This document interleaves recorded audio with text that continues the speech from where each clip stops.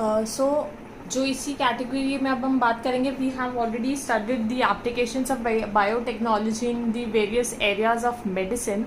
Now we are going to talk about अभी तक ऐसे क्या सिंथेसाइज हो चुके हैं, कौन से एनिमल्स अभी तक ऐसे हैं जो ट्रांसजेनिक बन चुके हैं, which can be use for the benefit of the mankind. ठीक है, so we are going to talk about certain transgenic animals जो आपके सिलेबस में है. You can learn many as examples as you want, but आपके syllabus में mainly दो examples को लेके बात किया हुआ है. One is the alpha-1 antitrypsin and the other one is the human alpha-lactalbumin. So you can remember or learn even more examples, but जो आपके सिलेबस में I am making you do that. ठीक है, सो there was a sheep which was created transgenically created, and उस sheep को name दिया गया Tracy. सो Tracy क्या करती थी? ट्रेसी एक्चुअल में क्या होता था कि देयर वर मेनी इंडिविजुअल्स जिनको कुछ सीवियर लंग डिसऑर्डर्स होते थे, लाइक एम्फाइसीमा. ठीक है, एम्फाइसीमा में क्या होता है बेसिकली, लंग्स में जो एल्वियोलाई होते हैं उनके सेप्टा होते हैं, जो उनके वॉल्स होते हैं, दे एक्चुअली ब्रेक डाउन. ठीक है, सो होता क्या था, एक प्रोटीन होता है विच इज द alpha-1 antitrypsin. अगर किसी इंडिविजुअल में if there is a deficiency of this protein which is the alpha-1 antitrypsin, so the deficiency of this protein can lead to certain lung diseases like emphysema. ठीक है, so this disease was on a rise in the 90s and the doctors weren't able to find a cure to this. So what did they do? Say they created a transgenically modified sheep and named it as Tracy. So Tracy क्या करती थी, that वो Tracy human protein produce करती थी. कौन सा protein produce करती थी? alpha-1 antitrypsin. ठीक है, तो जो ट्रेसी का मिल्क होता था, इस शीप का जो मिल्क होता था, उसके मिल्क में 50% जो प्रोटीन होता था, that was actually containing this alpha-1 antitrypsin. ठीक है, so the individuals who were suffering from this emphysema disorder, they were given or basically they were advised to consume the milk of this transgenic sheep who was Tracy.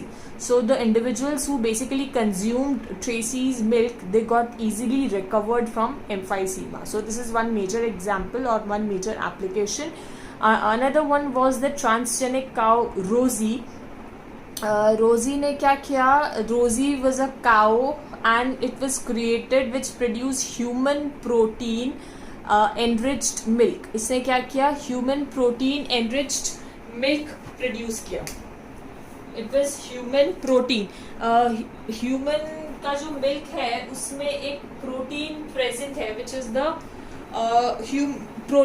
human alpha lactalbumin. ठीक है, सो इसमें क्या किया, इसका जो actual में concentration होता है इस प्रोटीन का, human alpha lactalbumin in the mother, in the milk of lactating mother, उसके मिल्क में इसका concentration is very much less. So and it is said अगर जो डेवलपिंग बेबीज हैं, if they are fed with this protein, so it is actually very good, it actually proves to be very beneficial to the developing baby. तो ठीक है, so what did the scientists do? They created a cow, a transgenic cow and named it as Rosie.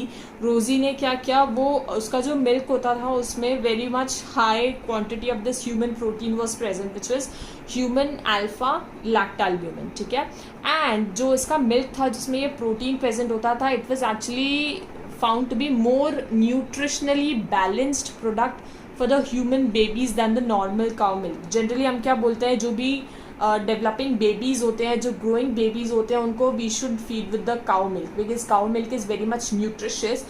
But actual में क्या हुआ कि जो ये रोजी काउ थी उसका milk, it was even found to be more beneficial than the cow milk. So जिन जिन बेबीज को रोजी काउ का मिल्क फीड कराया गया, so those babies were found to be very healthy and very good, मतलब they grew in a very nice manner. ठीक है, so these are a few of the examples of transgenic animals. आप और भी examples बहुत सारे कर सकते हैं, but these two are majorly mentioned in your syllabus, so I made you do that. ठीक है, now we are going to talk about certain advantages of the transgenic animals. What examples, or sorry, what advantages these transgenic animals can provide to us. So first is the biological products is the simple thing, because obviously हम किसी भी transgenic animal को क्यों create कर रहे हैं, to obtain any product, and so that that product can be used for the benefit of the mankind. For example, जैसे हमने कल इंसुलिन का किया था, इंसुलिन में क्या हुआ था, इंसुलिन के injections they were being created so that कि जो इंडिविजुअल है जिसके में इंसुलिन का प्रोडक्शन कम हो रहा है, they can be given these insulin injections. So insulin हमने कैसे सिंथेसाइज किया है, like all by all this recombinant DNA technology. So there are certain transgenic animals which have been produced and they produce or they give certain useful biological products. For example, आप इसमें again फिर से you can give the example of sheep Tracy and cow Rosie. उनका जो milk है that is acting as the biological product, and they have been used to treat various diseases like emphysema, cystic fibrosis, all these other lung diseases. ठीक है. Second example or the second advantage is actually the vaccine safety. Vaccine safety सभी को पता है, जैसे कोई भी scientist या कोई भी ग्रुप ऑफ साइंटिस्ट या डॉक्टर्स जो कभी वैक्सीन सिंथेसाइज करते हैं या वैक्सीन के सिंथेसिस में लगे हैं, जो अगर वैक्सीन सिंथेसाइज हो भी जाती है, so it has to go through several trials. It's not like कि आपने वैक्सीन सिंथेसाइज कर ली एंड आप डायरेक्टली उसको यूज़ कर सकते हो ह्यूमंस के ऊपर. No, it's not like that. There are several levels or several trials through which these vaccines have to go through. ठीक है. For example, सबसे पहले these vaccines are tested on many animals. ठीक है. और mainly जो animals use किए जाते हैं, सबसे पहले they are the most commonly used are the transgenic mice.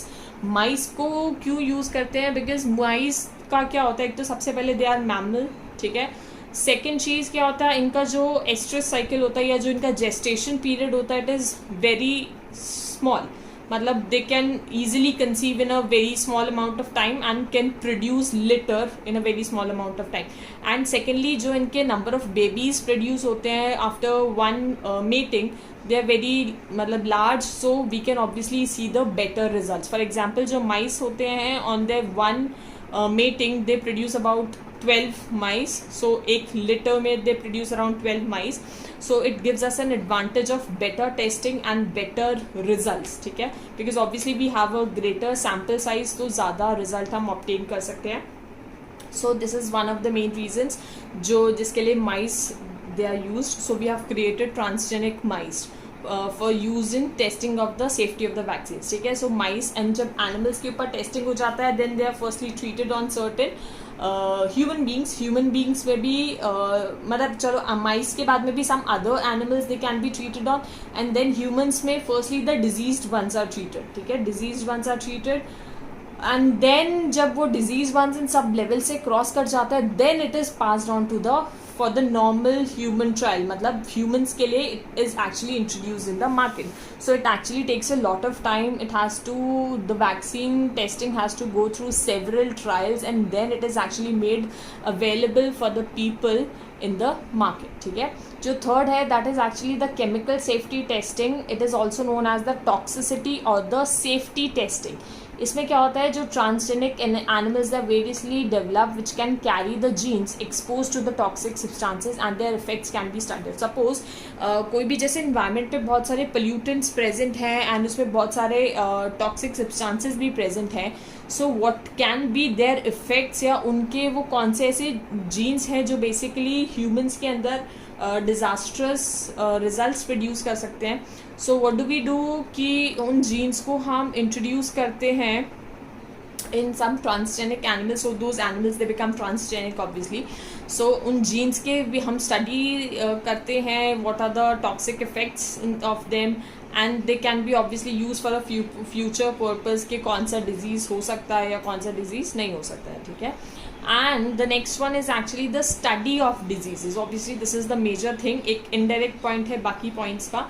Many transgenic animals they are developed to increase our understanding of how the genes contribute to the development of a disease. Obviously कोई disease हो रहा है तो मतलब there's कोई protein है जो properly synthesize नहीं हो रहा है, and protein है तो obviously there has to be a gene. ठीक है. So transgenic animals बहुत सारे ऐसे create किए जा रहे हैं या हो गए हैं कुछ create, जिससे हम स्टडी कर सकें कि जीन्स का बेसिकली क्या इफ़ेक्ट रहता है किसी भी डिजीज़ के डेवलपमेंट में, ठीक है. सो अभी currently many models exist for the treatment of many human diseases. Many transgenic animals exist for many human diseases like the cancer, cystic fibrosis, rheumatoid arthritis, hemophilia, etc. And many even more animals are still being created for the treatment of these further diseases.